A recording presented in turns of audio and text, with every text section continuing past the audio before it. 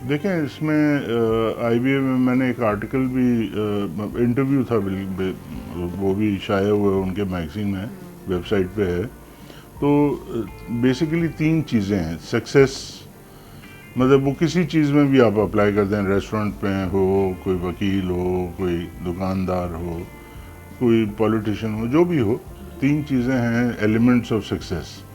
ایک، آپ کے پاس ویژن ہونا چاہیے کہ آپ چاہتے کیا ہیں، کیا ہو سکتا ہے، فیوچر میں کیا ضرورت ہوگی. نیڈس بیسس پر ہے نا کہ اگر آپ کمرشل ایکٹیویٹی میں ہیں، بزنس کر رہے ہیں، تو پھر آپ جو بھی انٹرپرائز ہے وہ کسی ضرورت کو پورا کرنے کے لیے بنائی جاتی ہے. ہوائی جہاز ہے، جلدی آپ کو پہنچنا ہے ایک شہر سے دوسرے شہر، تو ہوائی جہاز کے ذریعے آپ جائیں. پہلے اگر گدا گاڑی کے ذریعے یا بیل گاڑی کے ذریعے جائیں تو مہینہ لگ جائے گا لاہور جانے میں. تو ہوائی جہاز آ گیا، سہولت ہو گئی. تو وہ ضرورت پوری ہوئی لوگوں کی جلدی پہنچنے کی اور سہولت سے پہنچنے کی. تو جو بھی ہے نیڈ بیسس پر ہوتا ہے. اسی طریقے سے کھانے پینے کی ضرورت ہے، لوگ سوشلائزیشن کی ضرورت ہے، تو ریسٹورنٹس وہ پوری کرتے ہیں. تو لیکن ایک آپ کا ویژن ہونا چاہیے کہ آپ کو پتہ ہونا چاہیے کہ لوگوں کی ضرورت کیا ہے ابھی اور آئندہ کیا ہوگی. اسی طریقے سے آپ اپنا پلان بناتے ہیں، اور پھر وہ آپ میں اتنی صلاحیت ہونی چاہیے کہ اس پلان پہ آپ عمل کر سکیں. اور یعنی کہ آپ کی تعلیم ہونی چاہیے، آپ کے پاس نالج ہونی چاہیے، آپ کے پاس وسائل ہونے چاہیے، آپ کے پاس ٹائم ہونا چاہیے، آپ کے پاس ولنگنیس ہونی چاہیے کہ وہ قوت ارادہ بھی تو ہو نا. مطلب آپ نے سوچا جو خیالی پلاؤ بنائے، لیکن اگر اس پہ آپ عمل نہیں کر سکے تو وہ بیکار ہے. تو ہاں، اور تیسرا پھر جب سکسیس آ جاتی ہے تو پھر اس کو سسٹین کرنا ہے، اس کو قائم رکھنا ہے. اس کے لیے بھی آپ کو ایک سکلز چاہیے، کیونکہ پریشرز آتے ہیں، مطلب بہت ساری چیزیں ہوتی ہیں. آپ جو نیگیٹیوٹی ہوتی ہے، اگر آپ اس کو ہینڈل نہیں کر سکیں گے تو پھر وہ سکسیس آپ کے ہاتھ سے سامنے سے نکلتے چلے جائے گی، آپ کچھ بھی نہیں کر سکیں گے اس کے بعد. تو 3 ایلیمنٹس بہت ضروری ہیں. اور میں تو جو بھی مجھے نوجوان ملتا ہے میں اس کو یہی تلقین کرتا ہوں کہ یہ 3 چیزیں آپ میں ہوں گی تو آپ کو اچھے انٹرپرینور بن سکتے ہیں.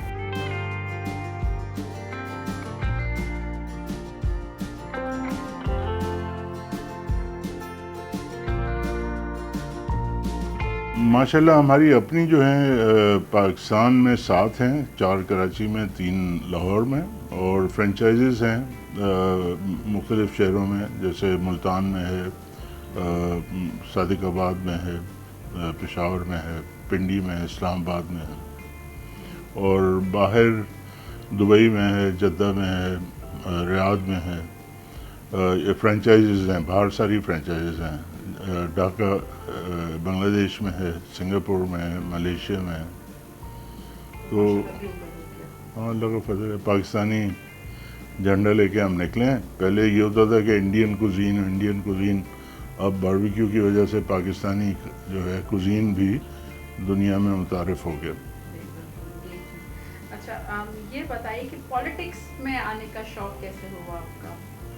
پالیٹکس ہمارے خون میں، ہمارے اجداد جو تھے وہ کوئی بادشاہ تھے.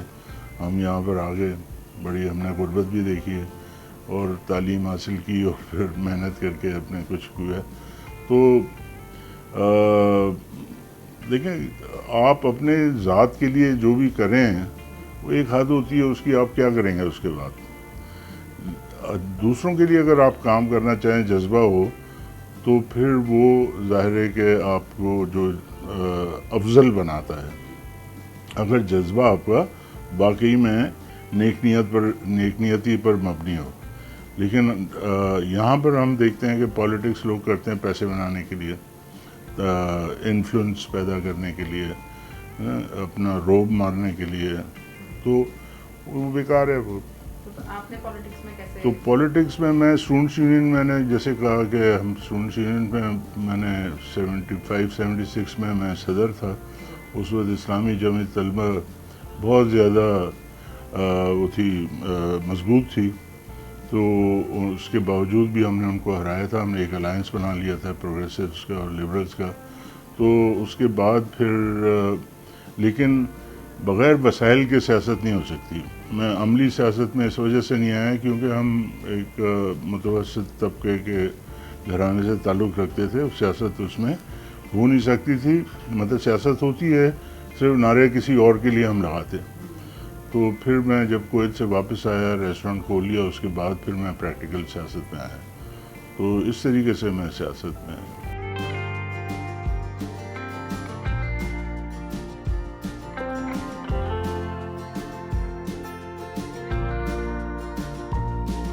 نہیں, غلط تاثر ہے. اور جو فیکٹس اگر آپ دیکھیں گے, پہلے تو وہ جی ڈی اے کا ٹکٹ ہولڈر تھا. جی ڈی اے نے ان کو ٹکٹ دیا. بڑے محترم شخصیت ہیں اور وہ ہارے نہیں ہیں, ان کو ہرایا گیا. آپ یہ بات میں اس لیے کہہ رہا ہوں کہ اس بات سے آپ اندازہ لگا سکتے ہیں کہ جو جنرل الیکشنز ہوئے تھے اس سے انہوں نے 5,000 ووٹ زیادہ لیے ہیں. گیپ یعنی کہ پیپلز پارٹی کے جیتنے والے کینڈیڈیٹ کا اور ان کا جو ہے وہ گیپ نیرو ہو گیا. تو سارے ایس ایس پی, سارے ڈی آئی جی, سارے سندھ حکومت اور سارے ایجوکیشن ڈپارٹمنٹ میں جو انہوں نے لوگوں کو مجبور کیا کہ وہ الیکشن کراتے ہیں, ریٹرننگ آفیسر وغیرہ جو بھی ہوتے ہیں, وہ سارے کے سارے وہ گورنمنٹ کے لیے بائی الیکشنز میں کام کرتے ہیں. اس کے باوجود بھی جیت کا مارجن جو ہے کم ہوا ہے. تو اس کا مطلب یہ ہے کہ وہ جیتے ہیں. ان کا مطلب ہے مورلی وہ جیتے ہیں. اس کا مطلب یہ ہے کہ پیپلز پارٹی جو ہے وہ لوگوں کی ناپسندیدہ پارٹی بنتی چلی جا رہی ہے. ٹھیک ہے.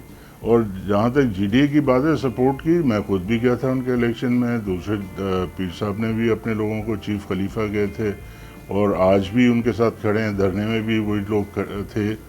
تو یہ تو سیاسی ایک طریقے سے پیپلز پارٹی کا شاید پروپیگنڈا ہو سکتا ہے, لیکن اس میں حقیقت نہیں ہے. وہ ہمارے بڑے مرکزی رہنما ہیں, ان کا بڑا احترام ہے اور سب نے ان کے لیے کام کیا. اور ہم تو ان کو مبارکباد دیتے ہیں کہ انہوں نے بڑا مارکا مارا ہے, اپنا گیپ نیرو کیا.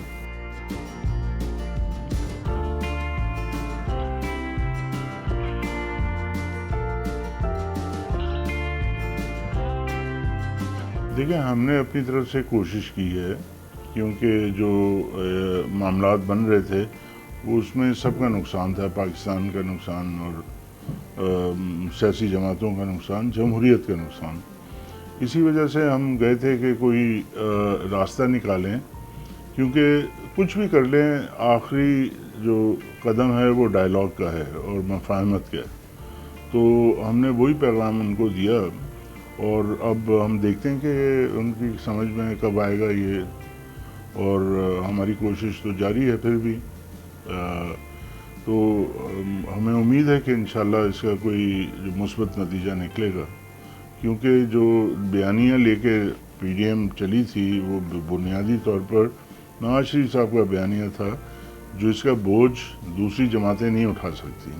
اور یہی ثابت ہوا کہ پیپلز پارٹی جو ہے وہ تھوڑا سا نظر آتی ہے کہ پی ڈی ایم سے پیچھے ہو گئی ہے. اور ان کی پیٹھ میں جیسے پہلے چھرا گھونپا تھا اور اب دوبارہ سے چھرا گھونپا ہے. تو پی ڈی ایم کی مجھے کوئی کامیابی ان کی جو عمل ہے اس میں کوئی نظر نہیں آ رہا.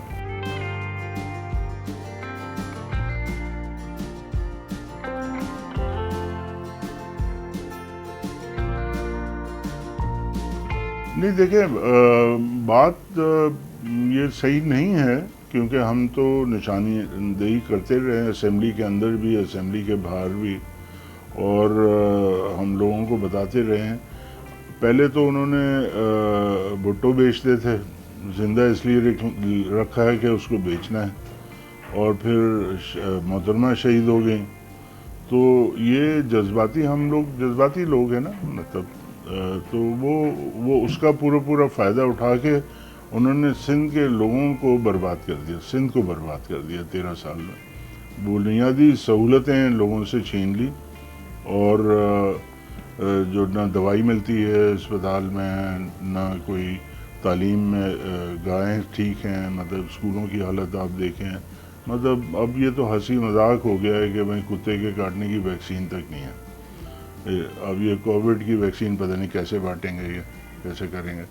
تو ان کی پرائرٹیز جو ہیں وہ سندھ کے عوام کی خدمت نہیں ہیں، ان کی پرائرٹیز ہیں اپنی جیب بھرنا، باہر پیسے لے جانا، منی لانڈرنگ کرنا اور وہاں پر املاک بنانا. تو یہ سندھ کے عوام کے لیے ایک عذاب بنے ہوئے ہیں، اور انشاءاللہ تعالی اب ان کا وہ دوسرا جو نہ سندھ کارڈ چلے گا، نہ بھٹو کارڈ چلے گا، نہ کچھ اور چلے گا. انشاءاللہ جب یہ جنرل الیکشنز آئیں گے آپ دیکھیں نتیجہ بالکل مختلف ہوگا.